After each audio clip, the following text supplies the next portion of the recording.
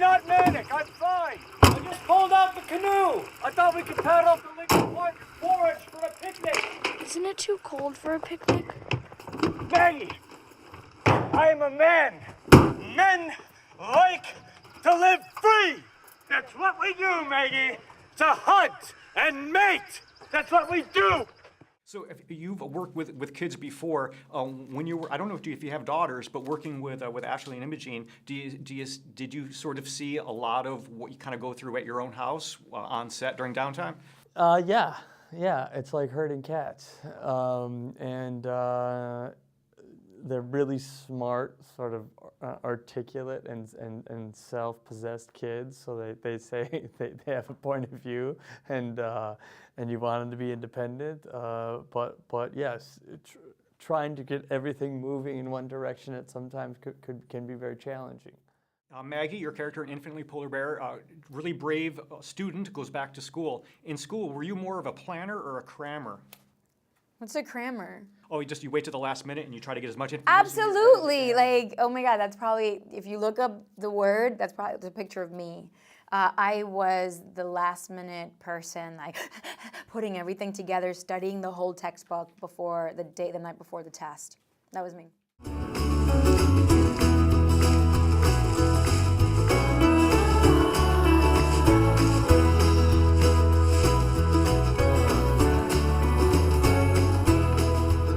Magical. Mommy's gonna be so happy I kept you out of school. Ashley and Imogene are wonderful child actresses. On the set, you and Mark, who was like a little bit more of trying to sort of kind of keep them focused? Was Mark or you more of the, I won't say disciplinarian, but more of like the parental, let's stay focused? I definitely did not do that. I think Mark probably had to do that more, if anything. But you have to know, the director is one of the actress's mothers, so that was a good thing, that she can always kind of get Momo. And then also Ashley's mom was always on set with us. But I have to say, they were excellent kids. They were excellent. We just knew not to give them sugar after a certain time of the day, because then it was just like nonstop. You worked as a writer on the Larry Sanders Show. Yes. So I have to ask you, who's more unruly? A writer's room at 3 a.m. with a lot of sugar donuts around, or kids on a movie set? Kids on a movie set are, if you get, the two are fine. When you get 5, it is chaos.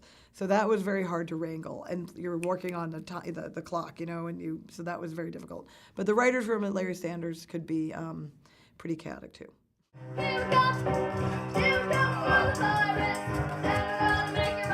Daisy Bear, can you please clear your stuff off the table? I'm busy. We're gonna be having dinner soon. It'd be awfully nice to have a place to sit and eat. Later.